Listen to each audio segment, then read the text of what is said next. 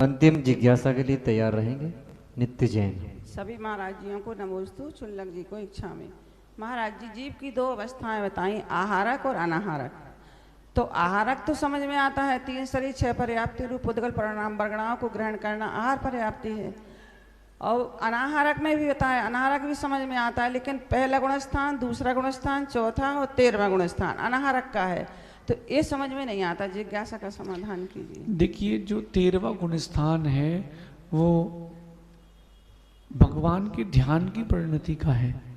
अपन को लगता है कि तीर्थंकर भगवान अपने लिए उपदेश दे रहे हैं, वो उस समय भी खुद में ही है। सिद्धांत का ये नियम है। एक बात हमेशा ध्यान रखना माँ, सिद्धांत में तर्क नहीं चलता।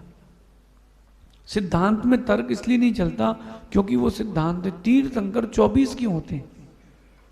25 क्यों नहीं होते? 23 क्यों नहीं होते?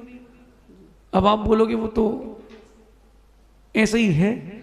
जो सिद्धांत है, कर्म की 148 ही प्रकृतियां क्यों है या 8 ही भेद क्यों है? वो सिद्धांत है। चौथे गुण स्थान की ये परिणति है, सराग संयम है। सराग संयम चौथे गुण स्थान में नहीं है। अगर कोई बोले कि हम तो मानेंगे, हाँ तो मान लो, लेकिन है नहीं। तो जो सिद्धांत का विषय, चाहे पहला और दूसरा और चौथा गुण स्थान या 13वें गुण स्थान में अनाहारक की बात है, वो सिद्धांत के विषय से ही लेना। अब उनको वैसा ही सिद्धांत रखना, क्योंकि आचार्य कहते हैं स्वभावो अतर्क गोचरा। जो स्वभाव है, सिद्धांत है, उसमें कभी तर्क नहीं चलता, ऐसा समझ।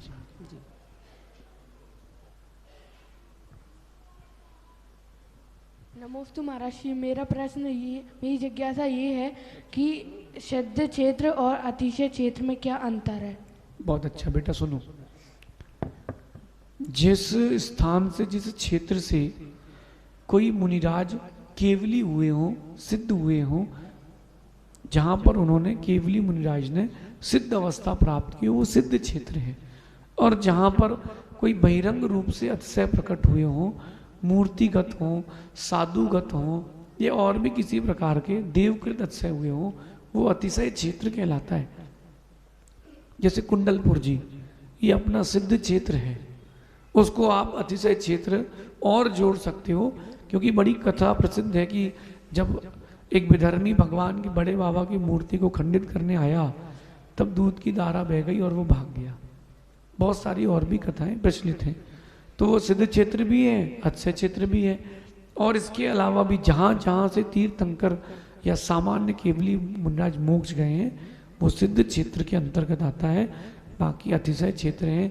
पंचम काल में आप जैसे बच्चों का धर्म के प्रति रुझान है, बेटा ये भी किसी अतिशय से कम नहीं है।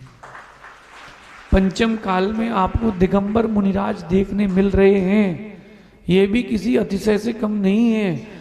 इतनी व्यस्तता आपके घर के परिवार की क्रियाओं में रहती है, इसके बाद भी अशोकनगर के श्रावक, उनको पता है कि एक किसी के यहाँ एक हाथ के ही आहार हो जाए तो ठीक है, फिर भी वो श्रद्धा पूर्वक आंगन भर के घर के बाहर चौक पूरते हैं। ये किसी अतिशय से कम नहीं है, ऐसा समझना। शेष